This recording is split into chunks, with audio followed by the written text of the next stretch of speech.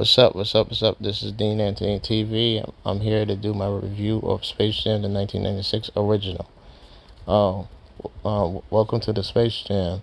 This is the intro. This movie is amazing to me. This is actually one of my first basketball movies. I actually did watch Above the Rim and a few other movies, but I actually like this one because it combined both pop culture of Looney Tunes with Michael Jordan. Basically played on the Chicago Bulls, since 1984 to 1998. He actually was my favorite player, and he still is my favorite player. He's the GOAT. The intro to the movie, it basically showed, it had the the Jam song, welcome. So it basically was great. It basically showed a collage of the highlights of MJ's career, and they have the space shot, and also show him practicing as a kid in North Carolina with his dad. And then he looked up at the hoop and he said, "Oh, think I can do this." And then he goes up, and then it starts the movie, and it was amazing. I just loved it as a kid. And so the story starts off. He goes around as a kid. He goes around to his house. He had a little league. His son had a little league game. He he saw that his kids was watching the wrong television, so then he put on Looney Tunes, and then also he went. Then he actually they show like they was at a Knicks game, a Knicks versus I think it's Knicks versus Suns, and they see like Barkley and playing each other. It's a great time of the life, the monster, and then all of a sudden a random person with the trench coat runs in, and then happens to be the monsters. So what happens is that they come in, they take this ball, and it sucks the powers out of the players, and now they stole their talent. So now basically the whole movie is basically him trying to get the talent, their powers back. So they all the players, Larry Johnson, Muggsy Bogues, Shawn, Patrick Ewing, and Charles Barkley. So they're all trying to find everything. Then Jordan he plays a golf game, and then he gets sucked down into Looney Tunes land, and then he didn't have his sneakers, so then he had to go and get it. He got his sneakers.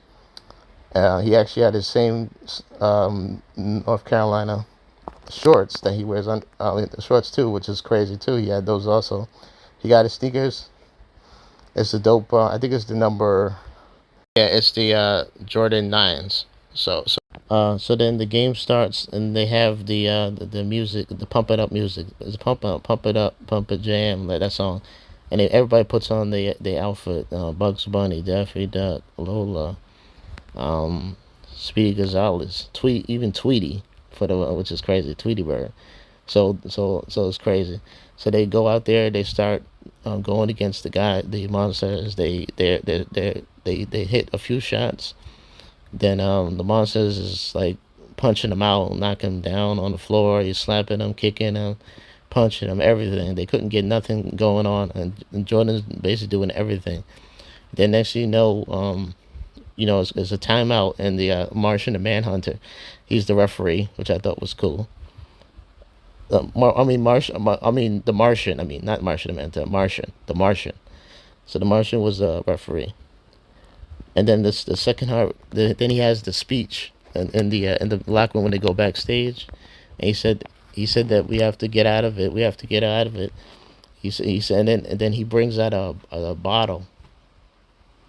He brings out a bottle, and Bugs Bunny looks at it, and Daffy Duck looks at it, and he said, "Oh, is that the stuff?" And then he said, "Oh," and then they take the bottle and they start drinking it, and they're all drinking it. And then he said, "Oh, this the secret stuff?" He said. And then they start drinking it, and he said, you already had it. You already had it in it. This is y'all could do this." And then they go out there, and next thing you know, they making all the shots, and then Bugs Bunny did like I think he grabbed his I think it's like a bike or something, and then he threw the alley-oop pass to them, and he said special delivery. So they all had their stuff, their moves in. It was crazy. And they was doing good, and then it was a close game. It goes to like 100 points, and the scores keep racking up, and then they come back, and then it's the last play of the game. the last point wins. So then the monsters was telling the other guy how we're gonna do this. So then MJ figures out that he's in the Looney Tune land, that he can stretch his limbs. So what he did is that all the monsters was running after him, and then they all triple team him, quadruple team him.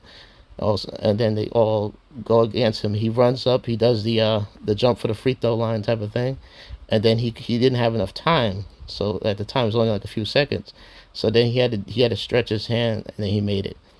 So they won the game. So then now that means that he won. He got the deal over the Danny DeVito character. He played the boss guy. So they got the deal. So they got the ball. They so basically the last half of the movie is they got the basketball with the powers in it. So basically he brings it. They see the gym, and they all are like looking terrible. They all down. They said they just Muggsy Bogues even say he's just a short guy again. So then Michael Jordan walks in the court. He takes out the basketball. They all touch it. They all get their powers back. Everything is good. You see Muggsy Bogues is dribbling. And you say, I caught it. He got the rock. And then they pass it to each other. Ewing dunks it. Then Bradley dunks it. Then Barkley dunks it. And they all happy, celebrating and everything. So it's great. And then they asked him if he still got it. If he still got MJ still got it. He said, yeah. And then now he's welcome back. So this is like the second peat, the repeat. So this is the second peat. So basically he goes out there, and I think it was Bill Murray and Larry Bird. They all sitting down looking at him, and then at the end they say, "Let's go Bulls," and that's the end of the movie. I thought it was a good movie. A lot of like movie critics, they dislike it. They said that it's like missing a lot of things. I actually think it's good. I actually think it's one of the best sports movies, because you're not gonna. I think Love and Basketball is a more complete movie, but I think this is more fun. Like, you actually could bring your 10-year-old, or your 5-year, even a 5-year-old, or a 12-year-old teenager, whatever. I don't think you're gonna bring a 5-year-old to Love and Basketball, but you can bring them to Space Jam, definitely. And I think this is to me this is on my heart, because it's one of my first basketball movies. Like, I seen Above the Rim, I seen a lot of movies, like Mike, a few other movies, and I think this is the best one, because it's the most fun. I give it an 8 out of 10, and the sequel is coming out real soon. I should give a review to that also. Thank you.